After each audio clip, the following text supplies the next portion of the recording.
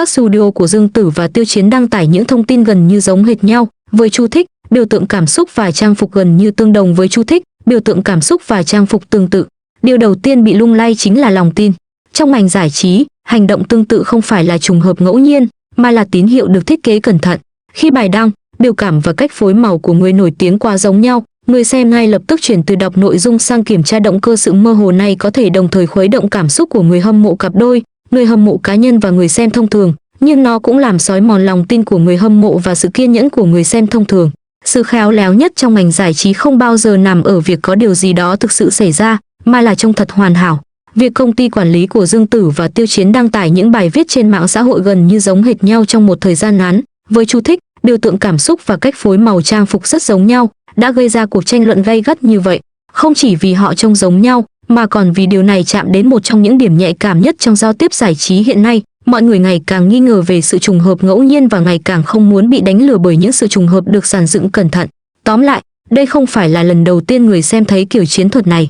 Việc đăng tải thông tin cập nhật từ các nhóm người nổi tiếng là một trong những hành động cơ bản nhất trong ngành giải trí. Thông thường, việc đăng gì, khi nào đăng, cảm xúc nào cần sử dụng và ngôn ngữ hình ảnh nào cần đi kèm đều không phải là ngẫu nhiên mà được lên kế hoạch trước. Vấn đề là khi kế hoạch này trông quá giống một sự hợp tác và không có lời giải thích rõ ràng, nó không còn là việc phát hành nội dung đơn thuần mà trở thành một thông điệp. Thông điệp này được gửi đến ai? Đến người hâm mộ và những người xem thông thường. Người hâm mộ thấy cuối cùng cũng có sự tương tác, trong khi những người xem thông thường lại thấy điều này quá có chủ đích.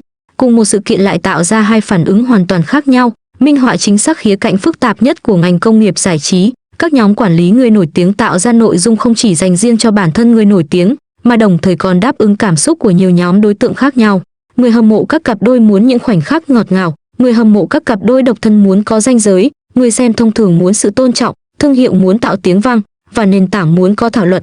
Do đó, một bài đăng chỉ vài chục từ lại có cảm giác như đang tác động đến nhiều điểm nhạy cảm cùng một lúc. Đây là lý do tại sao nhiều người, ngay cả khi biết ngành công nghiệp giải trí rất giỏi trong việc tạo ra tiếng vang, vẫn cảm thấy khó chịu với những chiêu trò tương tự này, bởi vì nó rất dễ tạo ấn tượng bị thao túng. Bạn có thể không thích một mối quan hệ nào đó, hoặc không ủng hộ một cặp đôi nào đó, nhưng khó có thể chấp nhận tôi vừa thấy một bài đăng bình thường, và có vẻ như nó đã được dàn dựng một cách cố ý. Đặc biệt khi văn bản, biểu tượng cảm xúc, cách phối màu và hành động rất giống nhau, người xem ngay lập tức chuyển từ xem nội dung sang kiểm tra động cơ.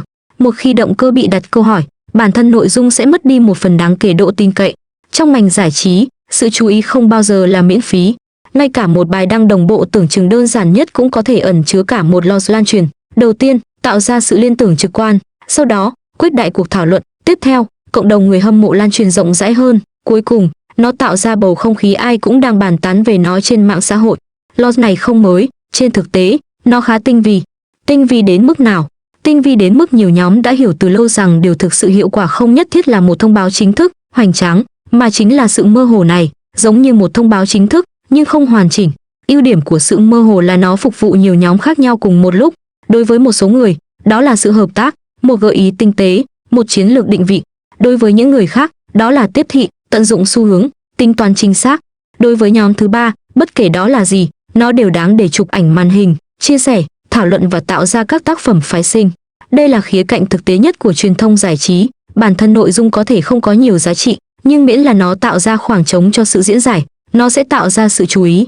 Từ góc độ ngành, một số người cho rằng việc phát hành nội dung đồng thời có thể tiết kiệm ngân sách quảng bá. Phát biểu này có thể không tương ứng trực tiếp với một con số cụ thể, nhưng hướng đi thì không khó hiểu.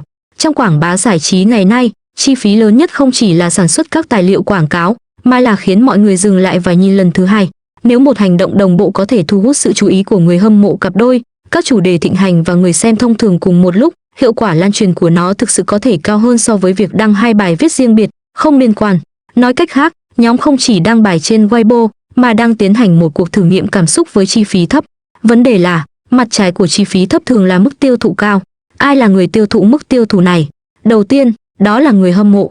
Nhiều fan cá nhân cảm thấy khó chịu không phải vì không có sự tương tác, mà vì họ đã đầu tư rất nhiều vào việc bảo vệ ranh giới, tạo ra dữ liệu và giải thích mọi thứ, chỉ để nhận được nội dung từ nhóm quản lý mà rõ ràng để lại nhiều chỗ cho sự hiểu sai. Người hâm mộ cảm thấy rằng tất cả những nỗ lực của họ trong việc bảo vệ thần tượng, kiểm soát bình luận và bỏ phiếu chỉ trở thành tiếng ồn nền. Đặc biệt khi kiểu hành vi này đã có tiền lệ và được thảo luận nhiều lần, người hâm mộ khó tránh khỏi cảm giác bất an, tự hỏi, các người đang tập trung vào ai vậy? Thứ hai, là các fan cặp đôi CP. Các fan CP dường như là nhóm hạnh phúc nhất, nhưng họ cũng dễ bị ảnh hưởng nhất bởi kiểu ngọt ngào này. Những sự hợp tác chất lượng cao thực sự cần cả hai bên thể hiện rõ ý định, ranh giới và nhịp điệu. Sự đồng bộ quá dập khuôn khiến một số người nhận ra rằng những gì họ đang trải nghiệm có thể không phải là sự thể hiện tự nhiên, mà là kết quả đã được chỉnh sửa, đóng gói và thử nghiệm. Việc ghép đôi chipping là về cảm xúc, nhưng một khi cảm thấy sự ngọt ngào được tạo ra, thì niềm vui sẽ giảm đi. Xuống đến cuối là những người xem thông thường. Điều mà công chúng quan tâm nhất không phải là ai có quan hệ với ai, mà là làm ơn đừng đối xử với tôi như một kẻ ngốc trong khán giả nữa được không? Câu nói này, dù có vẻ khắc nghiệt, nhưng lại rất gần với thực tế. Nhiều tranh cãi trong giới giải trí leo thang không phải vì nội dung quá nghiêm trọng, mà vì cư dân mạng nhận thấy một mô típ quen thuộc. Đầu tiên, nó khiến bạn cảm thấy có phần thú vị. Sau đó, nó có vẻ quá dàn dựng. Cuối cùng, nó khiến bạn cảm thấy bị thao túng. Điều mà công chúng thực sự không thích thường không phải là bản thân hoạt động marketing, mà là sự thô thiển đi kèm với marketing đã mất đi sự cân đối. Ngày nay, khán giả không thực sự ghét việc quảng bá bởi người nổi tiếng, quản lý nhóm, hay thậm chí là những sự hợp tác vừa phải. Điều họ không thích là cảm giác quá tính toán. Đặc biệt khi kịch bản, hành động và cách phối màu đều giống hệt nhau, khuôn mẫu không thay đổi này trực tiếp phá hủy mọi không gian cho trí tưởng tượng.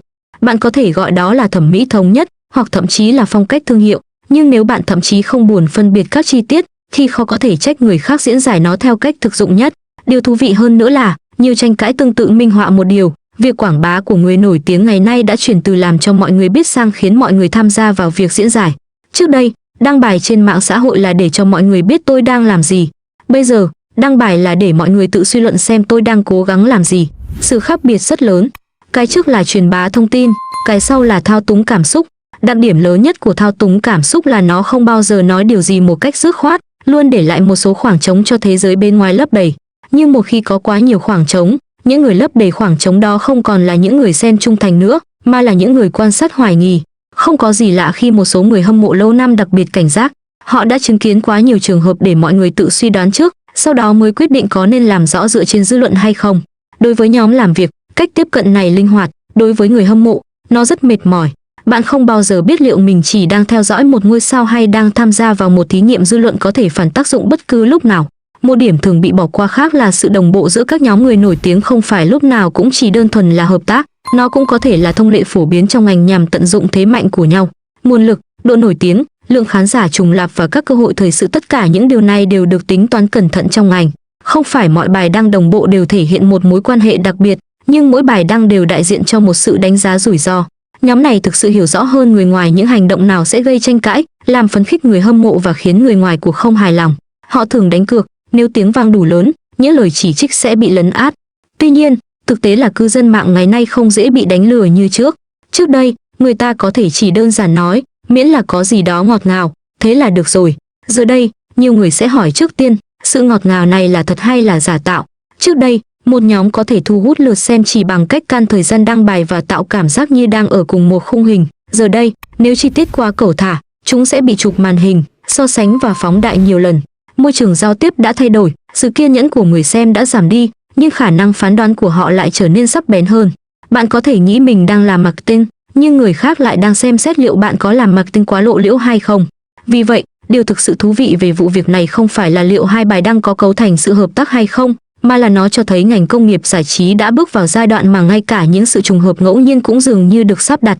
Người nổi tiếng không thể đăng bất cứ thứ gì họ muốn, đội ngũ của họ cũng không thể ghép nó với bất cứ thứ gì. Ngay cả một bức ảnh, một món đồ quần áo hay một biểu tượng cảm xúc cũng có thể trở thành cánh cửa để người ngoài suy đoán về các mối quan hệ, thái độ và lập trường.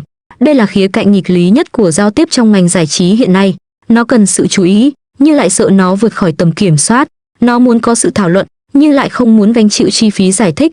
Nó muốn khán giả đầu tư cảm xúc, nhưng lại không muốn làm rõ các quy tắc.